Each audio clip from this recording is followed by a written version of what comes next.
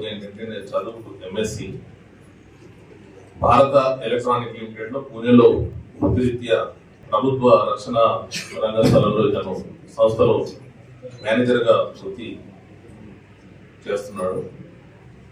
ఇప్పటి వరకు నేను రాసిన రచనలు ఏంటంటే ముద్రితం జరిగిన రచనలు.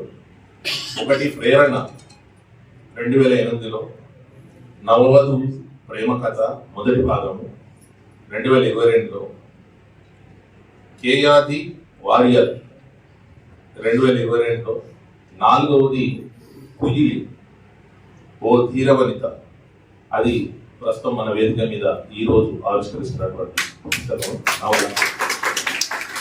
ఇంకా తను రాసి ఇంతవరకు ముద్రితం కాని పుస్తకాలు ఏమైనా ఉన్నాయంటే అవి ఆవిరవుతున్న అమ్మ, అంతర్మథనం, నగ్న శత్రువులు, ఎడారి నావ, దారి చూపిన పాఠశాలి, నగ్న పాదాలు, అర్ధాంగి మనసు, శ్రీవారి పరిణయం, కుయిలి అంటే ఈరోజు జరుగుతుంది, ఇన్సెస్టర్, నవవధువు ప్రేమ కథ 2వ భాగం, నవవధువు ప్రేమ కథ 3వ భాగం, రేపటి యోధులు, గురి చెదిరిన గురువు, ఇలాంటి ఎన్నో నవలలు తాను రాస్తూ ఉన్నాడు. నిజంగా వారికి సభాముఖంగా అందరూ నవలలే కాకుండా తను కథకుడు కూడా మంచి కథలు కూడా తను 100కు పైగా కథలు ఇంతవరకు రాశారు. అందులో చాలా పేరు పొందినటువంటి కొన్ని కథలు జాగృతి, సహరి, దిక్సూచి, మనోహరం, ఇలాంటి కథలన్నీ కూడా పలు పత్రికల్లో కూడా ప్రచురితం జరగబడ్డాయి. కవితలు దాదాపు 150 పైన తాను కవితల్ని కూడా రాశారు. కొన్ని ప్రస్తుత పత్రికల్లో కూడా ఎన్నో ప్రచురింపబడ్డాయి. నాటకాలలో సుప్రసిద్ధమైన తాను రాసిన నాటకాలలో కాకోలు, సంసిపోతున్న సంస్కృతి, ఆ యాస మాండలికంలో కూడా రాశారు. సామాజిక మాధ్యమాల్లో రచనలు, ప్రతి లిపి, స్టోరీ మిర్రర్, ఇలాంటి ఎన్నో అద్భుతమైనటువంటి రచనలను తాను చేస్తూ ఇంకా తన కళాన్ని కొనసాగిస్తూ ఈరోజు మనందరి ముందు మన సమక్షంలో కుయిలి అనేటువంటి నవలను ఆవిష్కరించడానికి వచ్చిన వారందరికీ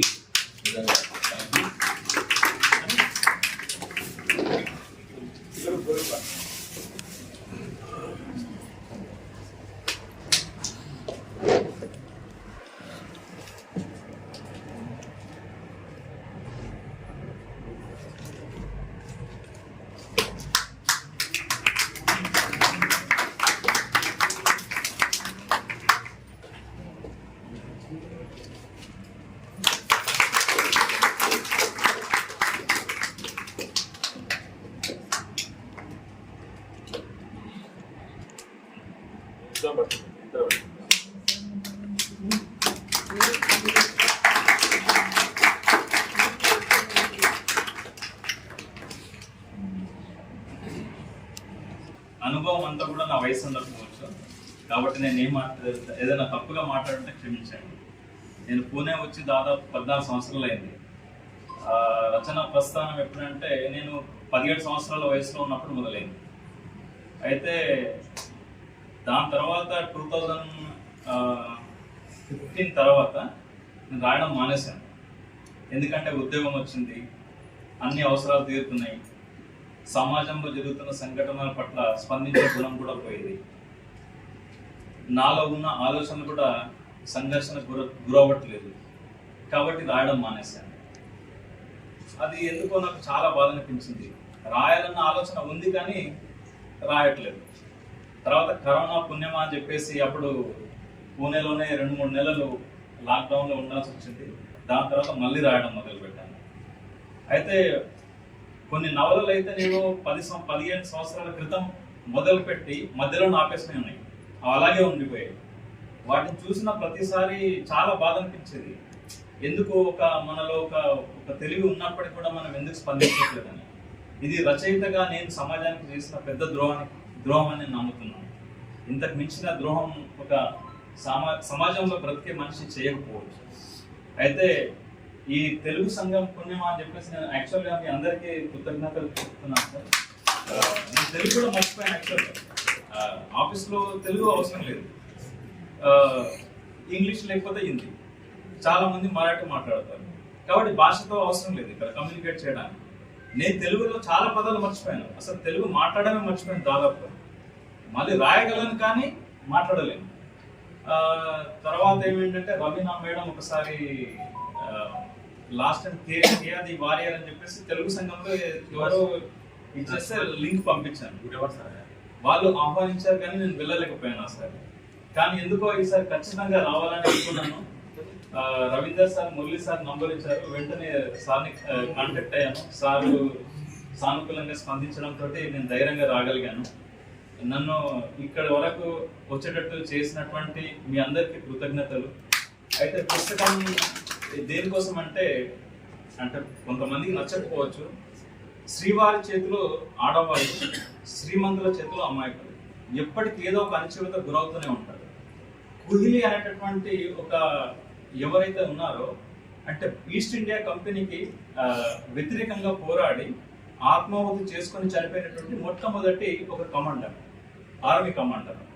ఇది తమిళనాడులో జరిగినటువంటి ఒక సంఘటన. ఆ సంఘటన ఆధారంగా చేసుకొని సమాజంలో నేటి మహిళ ఎలా ఉండాలి, ఎలాంటి పోరాట తత్వం కలిగి ఉండాలి అన్నదే ఈ కథనం. మహారాష్ట్రలో జరిగినటువంటి ఒక వాస్తవ సంఘటన ఆధారంగా దాన్ని ఆధారంగా తీసుకుని రాసినటువంటిదే కుహిలి అనేది కథ. అయితే సమాజంలో ఆడవాళ్ళు కనుక సంతోషంగా లేకపోతే వాళ్ళు పిల్లల్ని సరిగ్గా పెంచలేరు, ఆ ప్రెషర్లో, ఆ ఒత్తిడి కారణంగా. అప్పుడు ఏమవుతుందంటే పిల్లల్ని సరిగ్గా పెంచకపోతే భావితరాలు మంచిగా ఉండలేవు, భావితరాలు మంచిగా లేనప్పుడు దేశం కూడా బాగుండదు.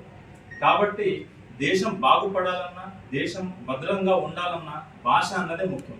కాబట్టి మన టెక్నికల్ డాక్యుమెంట్స్ అయినా మనకు సంబంధించిన హిందీలోనే మనం ఇప్పుడు రాయడం మొదలు పెట్టాము. ఎందుకంటే వేరే దేశాలు వాటిని కొట్టేయకుండా ఉండడానికి. దేశం బాగుపడాలన్నా, మన తెలుగు భాష బ్రతకాలన్నా కూడా సాహిత్యం కూడా చాలా అవసరం. కాబట్టి ఆ బాధ్యతతో నేను మళ్ళా రాయడానికి ప్రయత్నిస్తున్నాను. కాబట్టి మీరందరూ నాకు తోడ్పాటు అందించినందుకు సారీ, నేను ఎక్కువ సమయం తీసుకుంటున్నాను, నన్ను క్షమించాలి. ఇంతకాలం నేను రాయడం మర్చిపోయినందుకు. ఇప్పుడు మళ్ళీ కొత్త పదాలు తెలుగు రాయడం నేను అంటే రాయడం వచ్చు, తెలుగు పదాలు మర్చిపోయాను. ఆ తెలుగు మళ్ళీ నేను నేర్చుకుంటున్నాను. కాబట్టి ఏమైనా పుస్తకంలో కానీ ఇంకెక్కడైనా మ్యాక్సిమం ఇంగ్లీష్ పదాలు ఏవి వాడకుండా ప్రయత్నించాను. మ్యాక్సిమం తెలుగు పదాలు వాడడానికి ప్రయత్నం చేశాను, ఇంకా రాస్తున్నాను. మీకు అందరికీ కృతజ్ఞతలు. అదే తెలుగు అమ్మాయి, తెలంగాణ అమ్మాయివి తెలుగు మర్చిపోయినట్టు ఎట్లా నడుతుంది?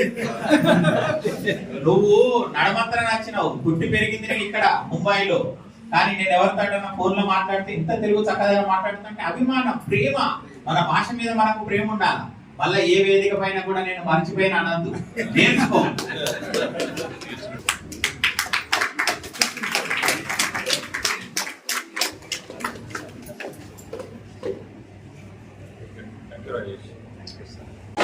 చూసుకోను బాల